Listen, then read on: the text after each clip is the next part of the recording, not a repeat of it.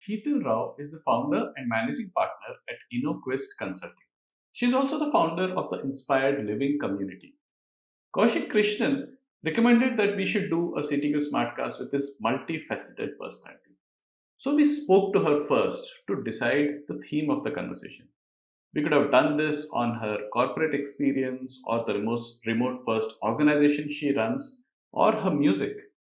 We eventually decided to speak about her personal value system and lessons in designing your life. Sheetal's personal life journey of overcoming lupus has been an inspiration. We spoke about the role of positivity in her life and practical tips to become more positive. We also spoke about learning and how founders can ensure the well being of everyone in their organization, including themselves. So, if you're looking for a story of inspiration and positivity for yourself or to share with a colleague or a loved one, you've got to listen to this one. This is the CTQ Smartcast, where we have conversations about upleveling, deliberate practice, and getting future relevant. Welcome, Sheetal. Welcome to the CTQ Smartcast. Thank you so much. It's such a pleasure to be here, actually. So yeah, let's start with the curveball right up front, right? So Sure. what do you know about designing your life that most others don't? Well, that's an interesting question, to be honest. I don't think there's anything that I know which is like path breaking per se, but I think I'm a good student of life. Okay. So, what I've always believed in is that your life is first created in your mind before it actually becomes a reality. All right. And your thoughts are actually the things that become reality. And it's nothing to do with like voodoo or magic. It's all a game of your subconscious mind. So I think the experiences that we are blessed with are basically given to us because we are meant to learn something out of it. And as I said, life is a great teacher, but most of us end up being bad students. And I think that's where I would say that perhaps I've learned my lessons well, and that's how I've designed my life. Okay, that's a great answer there, Sheetal. You've Thank you. thrown the question back at me, right? You've not given a very clear, cut and dry answer, but left the audience thinking about what is it that they have been not Well, we're doing. humans. We are born to think, aren't we? Right. Yeah. Yeah. So, Shidal, just trying to unpack what you talked Mhm. about, right? When we talk about the fact that you have designed your life, just Mhm. looking at your profile. So, you've been a strategic manager for a Yeah. number of years, working in various domains. Then started InnoQuest Consulting, and Right. the Inspired Living community. You're also a content publisher, Yeah. a writer, and a musician. So tell us about your journey. How do you manage to find time for multiple projects and do justice to each one of them? Uh, well, you've suddenly made me feel like a juggler, to say the least. Okay. So, to start with, I have always believed in the fact that, life is not just meant to be lived, but it's meant to be experienced in its entirety. You're supposed to be living deeply, passionately, and with a lot of impact. Okay. And think about it, we're the only species who've been blessed with the ability to think and to choose and to be what we are. Okay. And others don't have that privilege, right? A dog cannot say tomorrow that, I want to become a tiger, or a doctor for that matter. But you know what? Interestingly, it took me 34 years and a whole lot of life experiences to actually come to understand that. So I come from a very nomadic background. Like my childhood, my dad was in the army, so that gave me a lot of exposure through my growing up years. And music and art had always been a part of my existence. I was born with, with music and art ingrained in me. But yeah, life happened. Thereafter, career, marriage, and then suddenly a host of things. I lost a baby. I got diagnosed with an autoimmune condition called lupus. And then one day I'm rushed to the hospital with a platelet count of 1,000. And the doctor tells me on my face that I have just 5 years to live. Okay. And all of a sudden, in that moment, career, promotions, changing cities, changing jobs, having a better car, taking a vacation, and all of these things really held no meaning. Okay. And I think at that juncture of my life, I really asked myself, is this who I really am? Is this truly my identity? Am I an outcome of the things that I own or the money that I have in my bank? Okay. and you get back to those quintessential basic questions. And that's where I think along the way, life really started presenting me opportunities to impact. I started working with a few NGOs. I started doing a lot of community work, pro bono counseling. I had my own journey, and I started sharing my experiences with people. And I realized that when you start talking, people sort of connect with you all the more. It helps them in their journeys as well. And you open up emotionally. And I think that realization eventually led me to starting off the Inspired Living community. Okay. But yes, saying that, it took me another couple of years after I started having this realization for me to actually decide on quitting my job and starting off my own HR consulting firm, which is InnoQuest Consulting, which I run with a very close friend of mine who's now my business partner. So we realized that there was a major quality gap when it came to identifying talent. And having worked on both sides of the table, decided to leverage our expertise, and we just about completed like 7 years of being around. So I think, yes, what we really take a lot of pride on is that we have about 95% customer retention rate. And it's not about, so going back to what I was talking about, is everybody has just 24 hours. Okay. Everyone has just 24 hours. And I think it's a game of choices. At every stage of your life, you have to choose as to what do you want to fill up your life with. To be honest, I'm a very boring person. I don't watch television. I don't watch web series. I don't enjoy shopping. So thankfully, I don't spend a lot of time. So I think I've made a very conscious choice in terms of what is it that I want to invest my time in. And sometimes I do feel like I'm doing like multiple jobs, because I run my consulting firm, and evening times are the times that I actually spend on running my community. But yes, it does feel very exciting all the time. Yeah, that's all that I can say. Yeah, that's fantastic, Sheetal. I think the one thing that kept coming, appearing repeatedly in what you spoke was that it is a very deliberate choice, right? Yes. When you make these choices in a deliberate manner, it's Mhm. always a trade-off. You choose to Absolutely. take something, and there is something that you're letting go of. As long as it's you're being deliberate about it, I think that is where happiness and being satisfied with what you are Yes. comes in. Yeah. You need to be clear about your priorities. That's all that I would say. Because at the end of it, we all have the same time. And the moment that has gone past is not going to come back ever. So, whatever you choose to do in that moment actually defines what your next moment is going to look like. you Right, know right. and the same goes for your thought process as well. If you're thinking a negative thought, automatically your next thought, it's unlikely that it's going to be a positive one, right? Correct, correct. Yeah, yeah. Yeah. So when you sort of compare, how Mm. your life is, the 24 hours of Sheetal Rao today as against the 24 hours of Sheetal Rao, maybe what, pre 2006? Is that the time frame that we're talking about? Well, yeah, lupus happened, I think, 2008. So yeah, it's Yeah, yeah, roughly pre about, yeah. 2008. Then So yeah, how would you compare that? oh, forget about 2008. I would say that I was living that life until I quit my job in 2014. But Right. yes, the good part is that because I was doing these interventions with NGOs, I was basically playing for a band, doing things like that. I was still kind of filling up my life with a host of other things, which normally you wouldn't do in a corporate kind of a such a scenario. But saying that, I always felt that urge to do something which gave my life a lot more meaning than what I felt at that point of time. I still didn't feel like I was making an impact on people as much as I would have really liked to.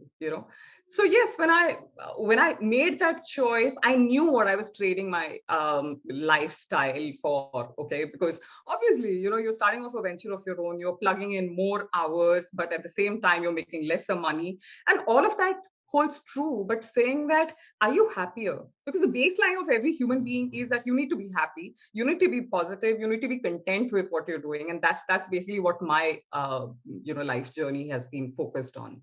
Right, right. And have there been any points in the last, 8, 10 years, both pre and post starting InnoQuest, Mhm. when, your personal choices had to be tweaked with respect to your professional choices? Was there, any point where there was sort of, it was not in harmony, or you have to make some, attempt to get your business partner to think in a certain way, other, your vendors or customers? How did that? Oh, well, okay. I think I should say that I was kind of pretty blessed in that sense. I have a business partner who totally understands my need for doing as many things at the same time. And she's completely supportive of that. Okay. But yes, I think one of the biggest things which comes to you through the journey of entrepreneurship is sometimes, you get so sucked into it, especially through the first couple of years, that you realize that you're ending up spending more time than you would have even in a corporate job. Okay. And it did come to a point after, say, about 2 years, that I consciously had to take that step back and say that, okay, if I'm working, I'm going to be working as much time, because if I'm continuously spending my time just doing my consulting, because see, trust me, in an entrepreneurship journey, your work never stops. You can be working round the clock and you would still have as much piled up on you, because obviously when you're running a small enterprise, you sometimes are the CEO, you're the Ramu Kaka, you are the IT person, you are like everything rolled up in Right. one, right? So at those times, it can get to be very overwhelming. Plus the fact that you have financial pressures on you as well, because you've spent 14 years of your career, getting a salary every month, and all of a sudden you realize that every month looks very different from the other. Okay, so yes, it did take a lot of getting used to, but now that I look back, I realized that the time when I actually decided to take that pause was possibly the best decision, because I know for sure that, okay, I was able to sort of build that rigor into my routine. Uh, I changed my day cycle completely in that sense. I've always been someone who would sleep late in the night, like 1 o'clock, 1:30 in the night, and wake up at 8:39 in the morning. And all of a sudden today, it's like the other way around. I kind of, sleep off by 10:30, 11 o'clock. I wake up at 5:36 only because those morning hours are like my golden hours. Okay, that's the time that I get a chance to work on so much more. You have to take a lot of conscious decisions as an entrepreneur, that you still do not want to compromise on your family time. You would still want to go meet up with friends because you don't want to lose out on your social circle. So you have to make those little pockets of positivity for yourself, because that's for yourself. That's something that you're doing for your own happiness, and yeah, that's how it works. Right, right. Yeah, that's a nice segue to the next question that I had for you, Sheetal. So, how, according to you, positivity, plays a role in the long-term growth of a person? uh, well, positivity perhaps is the most crucial pivot for the growth of an individual. Okay, because essentially positive people are like the happy people, right? So, mind you, when I talk about positivity, I'm not talking about toxic positivity. It doesn't mean that, okay, you're going through a terrible situation and you are trying to be like positive, you're giving yourself those false assurances, and you're kind of trying to create an aura that everything is fine. It's basically that's toxic positivity, because you are kind of negating what you should genuinely feel. Positivity is mostly about making a conscious choice about how you want to react to a situation. It's about processing whatever is happening and being okay with the fact that things will always not be predictable. Okay, I mean, imagine we are human beings with, say, about 70,000 thoughts going off in our heads. If we start holding on to everything, I guess, we're going to go crazy by the end of it. But positive people have a lower risk of heart disease. They're able to handle stress a lot better. They have stronger immunity. They're able to manage pain. Their threshold for pain is a lot better than the others. And invariably, they end up living much longer than other people. Okay, that's like, I think, enough reasons to stay positive, right? Besides that, if you actually look at it, so when you basically have heightened sense of positivity, what also happens is that your attention span gets better. You're more inclusive. You're able to accept diversity. You're willing to take chances. You're willing to take risks. And as as business owners, a lot of us end up missing opportunities because we are so focused on the negatives. But the minute you stop doing that, you will notice a lot more opportunities coming your way, and your brain will start thinking all the more, and you will be able to open up to newer possibilities as well. I mean, we scientifically call it like cognitive reframing, but yes, you have to kind of think the other way around. You have to look at what is the positive that can come out of that negative situation as well. Yeah. Right. So, to take this to the next level, Mhm. are there any concrete ways in which you can sort of teach yourself to become more positive? Things like maybe gratitude journal, or anything like that, which can get you to Yes, do this in a more loads, concrete way. loads. Yeah, there are a whole lot of things, and we often, I think, I would, I cannot negate the importance of self-love at this stage. Okay, so the two important things that I would want to highlight in the positivity journey is basically self-love and gratitude. Okay, a lot of people think that self-love is selfish, but you know what, till the point that you are not happy with yourself, you will never be able to spread that happiness or joy to anybody else around you. How can you yourself, I mean, you have to fill your vessel first before you. And it's the same like what happens in an aircraft, right? They usually say that if your aircraft is crashing, first put the oxygen on yourself before you start pushing life or pumping life into somebody else. It's the same with life. You got to first take care of yourself. You got to make sure that you are on a journey which gives you the contentment before you start thinking about everybody else. And trust me, the minute you start doing that, the second part of it automatically takes shape. You give more love, you start exuding it, and that kind of passes on. How often have you heard somebody say that, oh my god, this person is like a positive pill? Okay, so you just have to be around this person to be able to get that vibe. Okay, and that's purely comes in from how your attitude to how you treat yourself. Okay, gratitude, I think this pandemic has been like an eye opener for so many people, I would say. I think every morning, just waking up to feel alive, to be able to breathe, to have food on your table, to have a bed to sleep in, to have a family that you're surrounded by, which gives you so much love. I mean, trust me, even if you buy a Mercedes tomorrow, I think the joy will stay just for like a couple of weeks, perhaps. But you would never get bored of, the family that's you're giving you so much love, right? Or the friends, the things that are, that actually are the most precious for your life are free of cost, and we don't pay so much attention to it. But I think now we do, after the pandemic. Besides that, of course, as you rightly said, a gratitude journal definitely helps.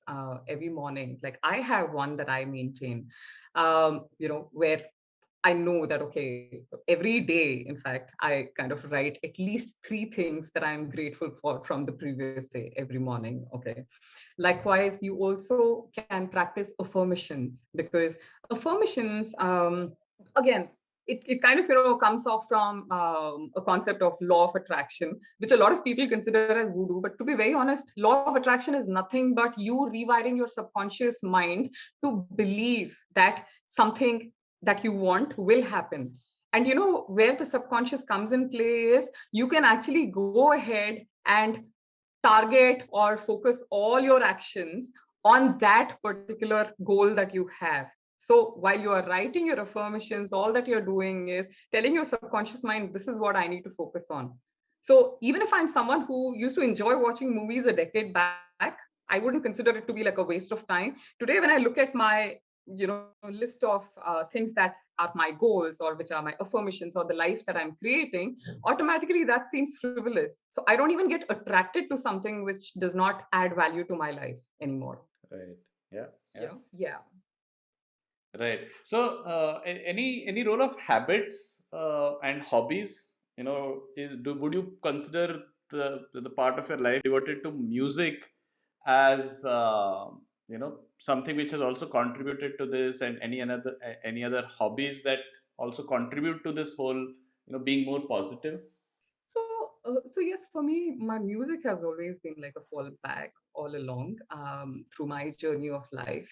And when you invest your time doing things which genuinely add joy to your life, and think about it, when I'm doing music, I don't need company. Okay, when I'm sitting and creating a piece of art, I don't need company. I'm just with myself. So finally, at the end of it, all the things that we're talking about end up being a part of your self-love practice itself, right? Because you're focusing on yourself, you're spending it doing things, whether you're like traveling, some people probably enjoy traveling, some people would enjoy spending time with pets, or whatever be the things that genuinely fill up or fuel you as a human being. I think those become an important part of your self-love practice. Okay. And great that you pointed out the part about habits, because I think one of my favorite books, which kind of changed my whole perspective was basically Atomic Habits by James Clear. I'm sure you would have read it. And I think there are certain things in that book which really stuck to me like glue. Like there was this one part which said that, if you just get better by 1% every day, you'd be almost like about 36, 37% better than what you were by the end of the year. How profound can that be? We don't even pay attention to that 1%, do we? So for me, transitioning from my evening routine to a morning routine was that change, by the way. So of course, saying that, yeah, habits definitely play a very, very crucial role in the whole process. Yeah, that's the power of compounding that we're talking about. Yes, absolutely we are. Yeah, yeah. So, in the context of startups, how should founders be thinking about Mhm. well-being of both themselves, and they also have this unenviable position of being able to impact and affect the lives of others working in their fledgling startup as well, right? So, how should they be thinking about well-being Yeah. of people, both for themselves and for people that they're working with? So, as someone who's running a business, I think what I would say is that your employees and your customers being happy is like a non-negotiable, especially if you are looking at being profitable. Yes, if you want to be amongst that percentage of people who start off businesses and shut their business in the first 3 years, I'm afraid this may not apply to you. But statistically, it's been proven that one negative experience, it'll take you at least 12 positive experiences for you to compensate for it, at least as far as the customer is concerned. Okay. And besides that, of course, it plays a huge role in your profit margins as well. Your profitability has been shown to increase by a whooping 25%, if at all you are able to kind of keep happy customers. Okay.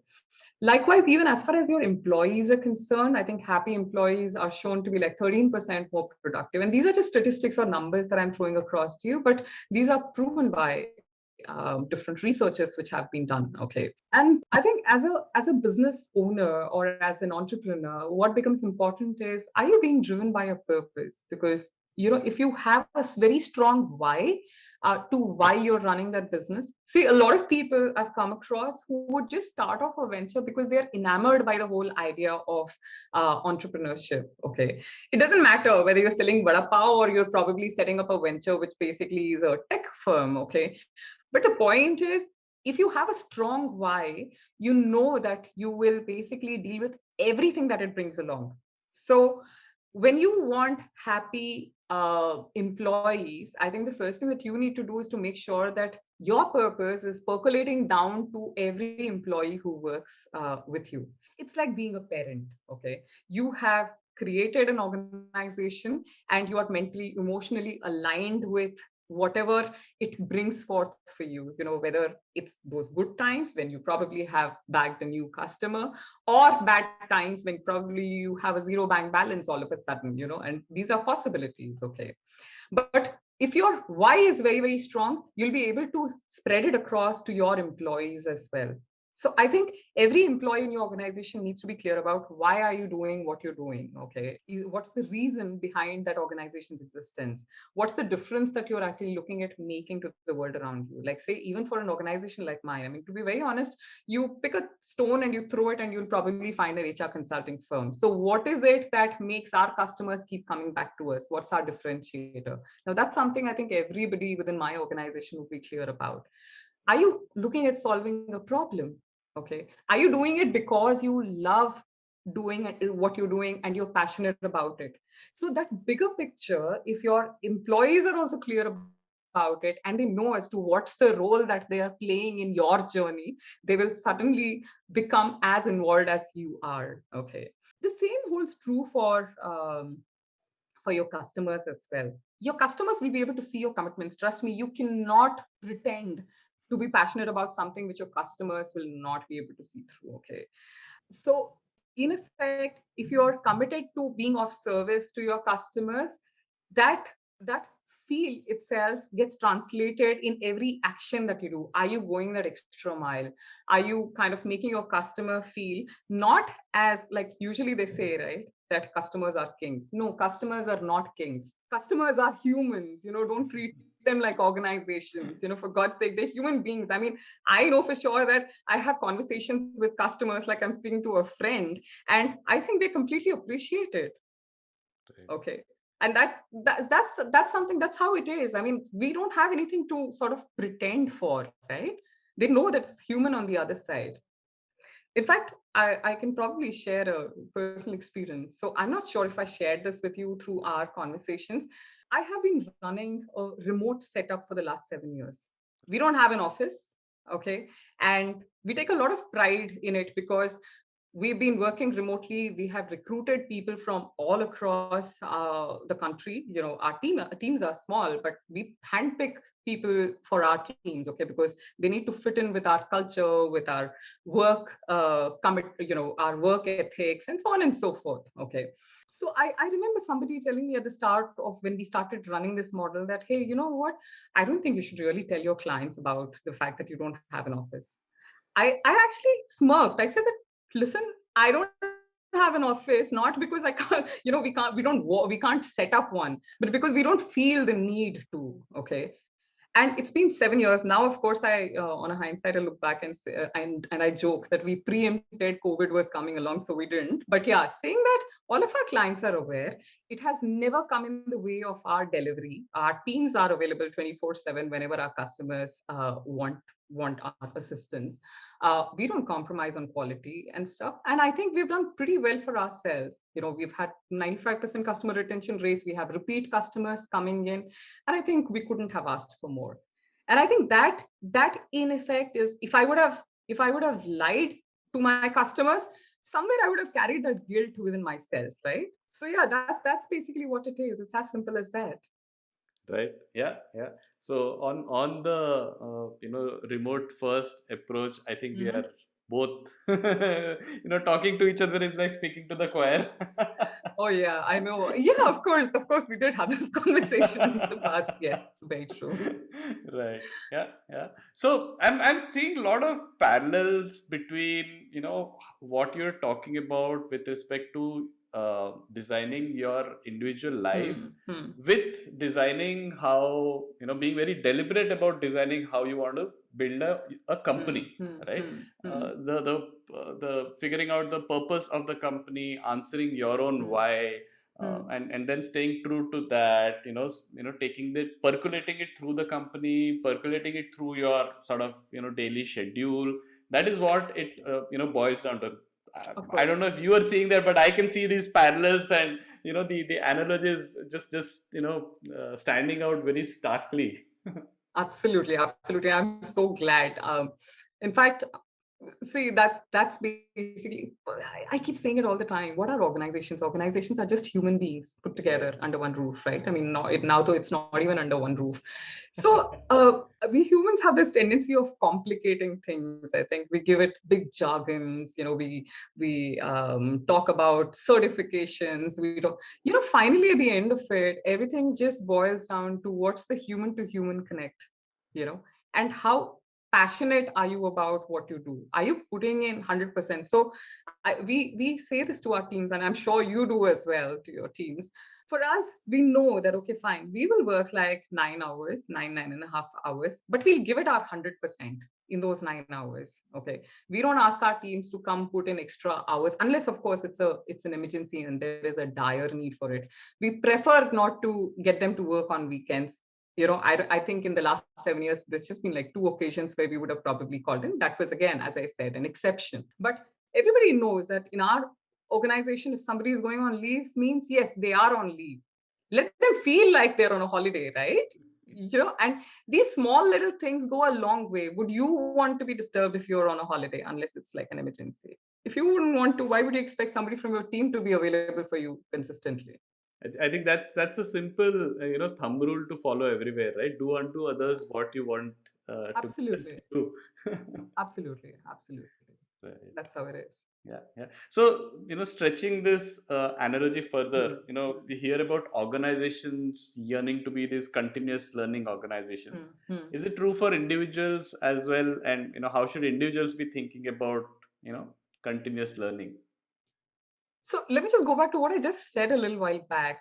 When we say that organizations are committed to learning, aren't we at the end of it talking about human beings? Correct. You know, so why would it be any different when we're talking about individuals? Because at the end of it, when organizations are growing, we're also talking about individuals growing as well, right? Individuals putting themselves through a process of learning. Okay. And you always need to bring on board people who are committed to their own growth.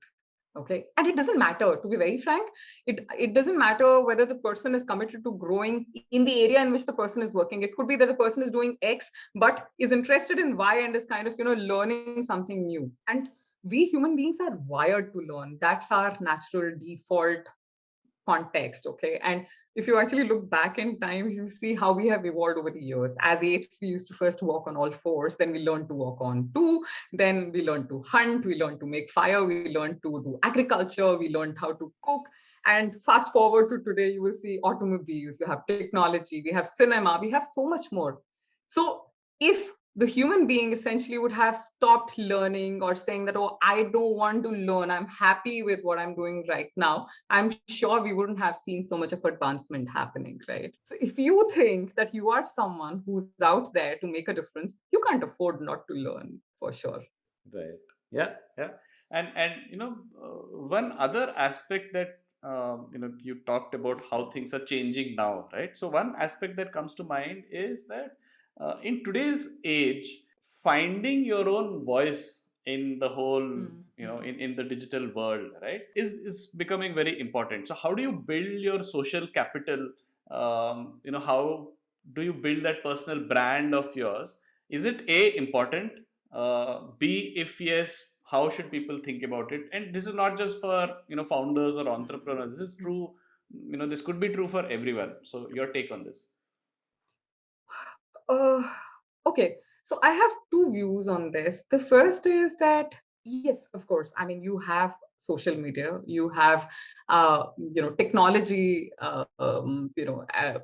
right available to you at the click of a mouse button. Okay, there are two kinds of people. One who would probably choose to use it to troll or to pass a negative remark on someone, so on and so forth. At the same time, you could have people who are probably using it for the right reasons.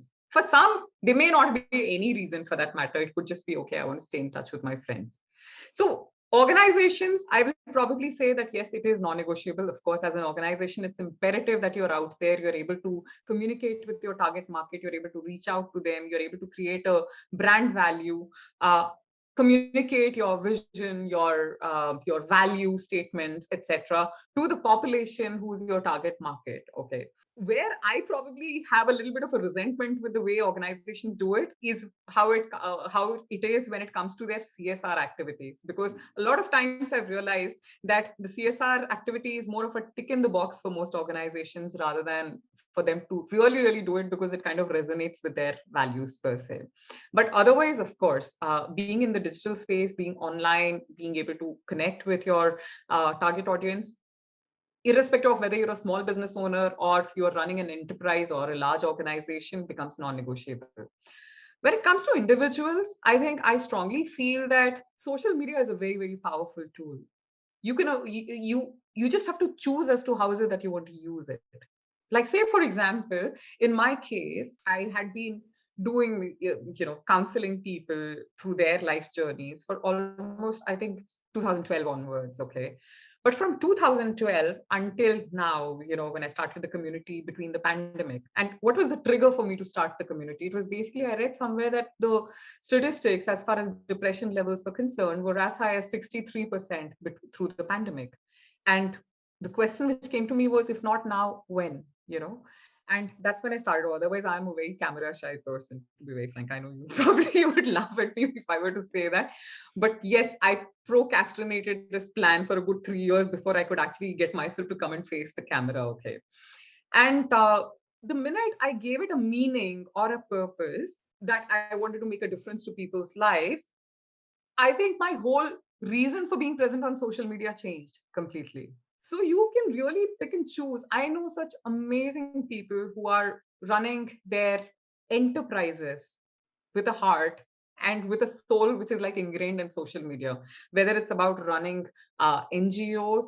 It's such a powerful tool. It just gives you access to the whole world. You're not confined by boundaries anymore. You don't have to go door to door and say that, hey, you know what, this is what I'm trying to do. I've been able to spread my voice. I mean, in the community at the moment, in like the last 15 months, we have about 2,300 people at the moment. I don't know 80% of those 2,300 people.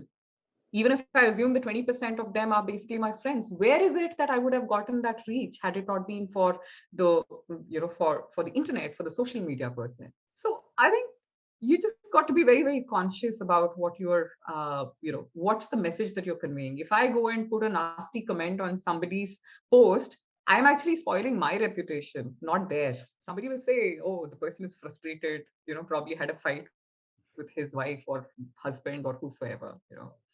So yeah, that's my take on this. Right. Yeah. In fact, had it not been for social media, we wouldn't have known about each other, Absolutely, right? absolutely, absolutely. How true is that? Right. So, coming to the inspired living community, you spoke about, how things change when you actually could, think of the role that it would Hmm, play in the world, right? hmm, hmm. What purpose would it serve? And that's what sort of enabled and empowered you to, do away with your whole camera shy nature. And, you said, okay, I'm going to do this. So tell me more about the inspired living community.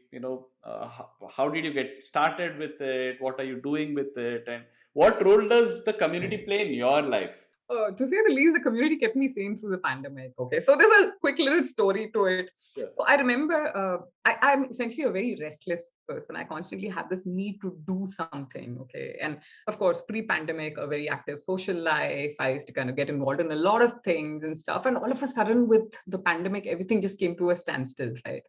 So the first 2 months, I was actually sitting, and by the end of those 2 months, I realized that I was actually getting frustrated. Okay, and I was like, my God, when will the pandemic go, and so on and so forth. I just got into that whole rant. Okay, and suddenly I love these pauses. Okay, so the minute I feel that I'm going out of control or there's something which is not right, you understand, you just have to kind of take a pause and take a step back. And it suddenly struck me that, hey, you know what? I always would complain that I don't have time for anything more than what I'm doing already. And all of a sudden, here, the universe has given me an opportunity to do the things that I've always wanted to do and the time as well, you know. And here I am sitting and complaining about the pandemic coming in and the fact that our lifestyles have changed. Okay. And I also started thinking, because I've always looked at myself as someone who is very who kind of has a very, very positive way of looking at things. That's been my brand for like as much time. Okay, and I was like, if somebody who's as positive as I usually am can go through a situation where I'm suddenly on a rant, I'm not sure what's happening out there. Okay, and that's where I really seriously started contemplating on starting off this community. So the whole ethos or the purpose of this community is basically to create a safe space where people can feel encouraged, empowered, and inspired. Okay, so when it started off as a place where I would come show up every week and talk about things that I have experienced. It could be journeys, it could be something that I've read, or it could be something that I've experienced, and share it, because I just realized that there's a whole lot of power in storytelling. When you share experiences, journeys, or your learnings, people are able to connect with it a lot more than giving them a whole scripture or a book to read, so to say. But one thing led to another. Slowly, I started inviting people to come and share their journeys or experiences. And before I knew it, we were having 2 sessions every week. Okay, one of my own and one with a guest coming in. And we have shared journeys of grit and determination. We have seen journeys where people have overcome, health issues, come out of it like absolutely strong. We have hosted stories of people who have done some path breaking stuff, in the sense who have broken stereotypes, and things which you would probably not even want to talk out in the open, whether it's about emotions. And the beauty is that people realize that it's a safe space and they would come and open themselves up, be vulnerable. And the community is like very closely knit community at this point in time. And I think just that very feeling of bonding, because suddenly I see people from the community have become friends with each other, and they're kind of exchanging notes, they're kind of putting, connected up on Facebook, meeting up otherwise, which is like so beautiful, right? That's what we humans are born to do, isn't it? And yeah, I think that's where it is. Where it goes next from here is, of course, I understand that Facebook is a relatively smaller platform in that sense. And if I have to kind of take the message outside, then of course I'll have to kind of explore other platforms as well. So yes, Inspired Living Community will soon be on Clubhouse and, on Instagram. I mean, of course, there is a page on Instagram, but I haven't been so active out there. But yes, 2022 definitely is going to be like a different story for Inspired Living Community. The idea is to just impact as many people as we can. That's how it is. Right. Yeah, yeah, great. Any stories that you can quickly narrate from your from the Oh, there are sessions so that you've done? many of them.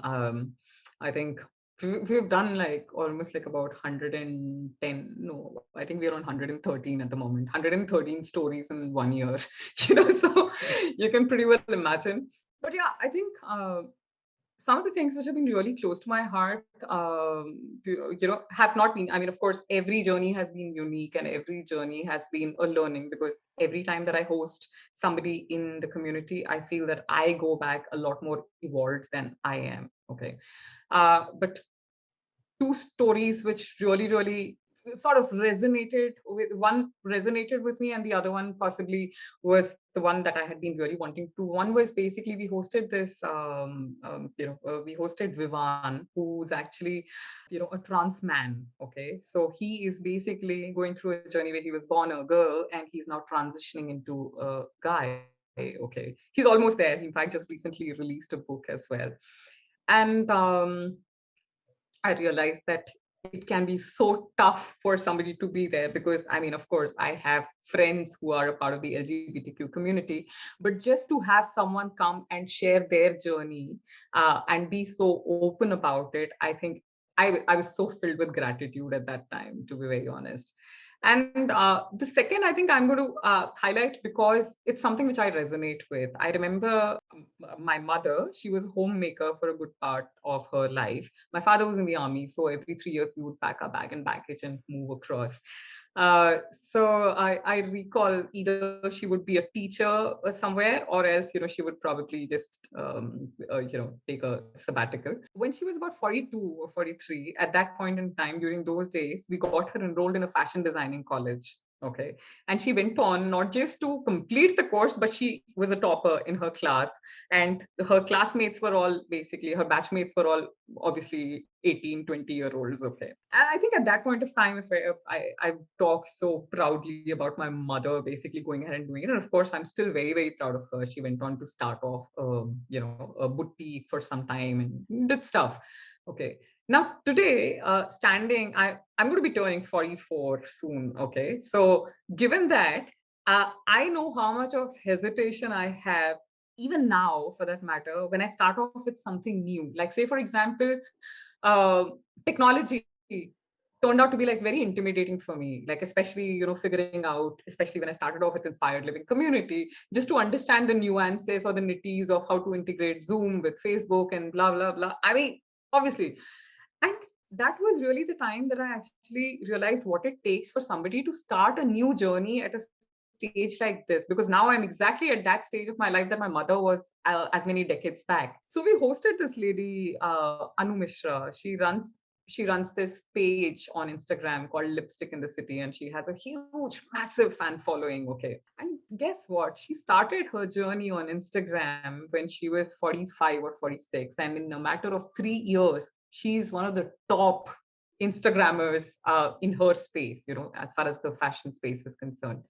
So for me, it was very, very special to talk about it, because I really wanted to give people stories where they could realize or understand that it's never too late to do anything.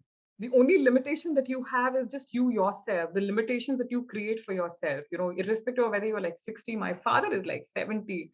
He's kind of, he's glued on to online courses most of the times. He's learning something or the other. The drums that you see behind me are his. I mean, he joined a class like about a year and a half back.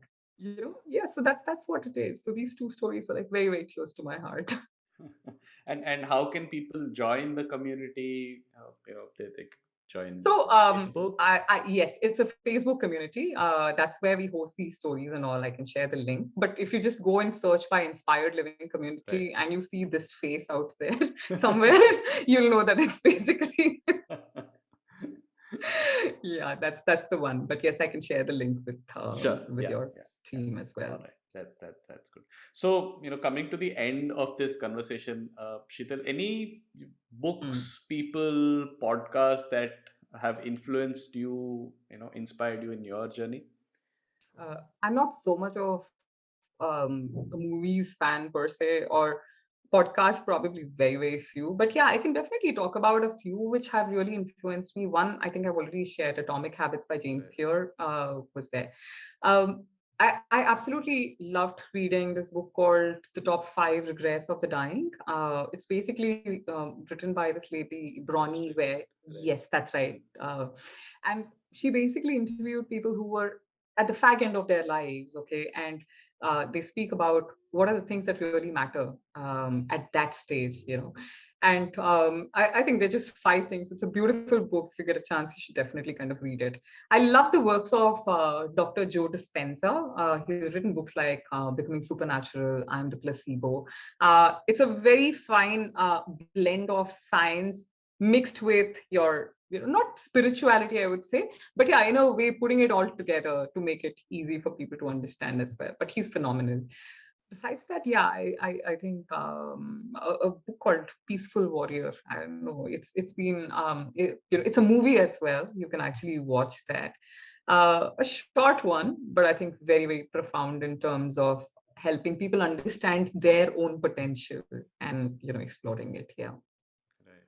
And I read somewhere you also have Dr. Seuss books among your Oh yes, favorites. yes, yes. I do. I do. Simple and beautiful. I think he just kind of magically eases out, gives you answers to almost like every question that you have in your mind. Yeah. Kind of, yeah, he's Right. pretty good. Yeah, yeah. And any resources that you would recommend for anyone interesting to learn more about positivity? Well, you really want me to sound intelligent, don't you? So, okay, here is the thing.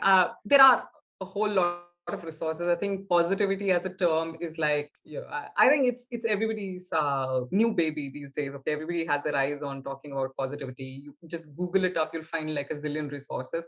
There are a couple of sites which are like really good. Like, say, for example, there's this site called the happybrainscience.com. They have a beautiful blog which is there.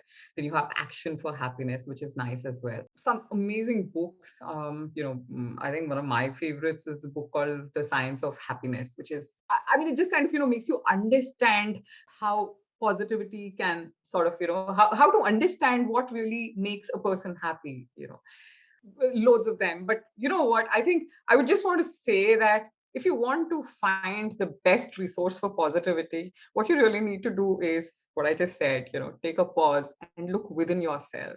I think it really needs to start from there, because till the point that you do not commit to yourself that you're going to change your life, I'm afraid no matter how many resources you refer to or how many books you read, how many research reports that you gobble up, I'm afraid nothing's going to help. All right. On that note, Cheetal, we've come to really the fag end of this conversation, but we're not going to let you go without your hot takes on certain things, right? Sure. So I'm going to give you some term or something, and I want you to give your hot take on the future relevance of that. Okay. Okay.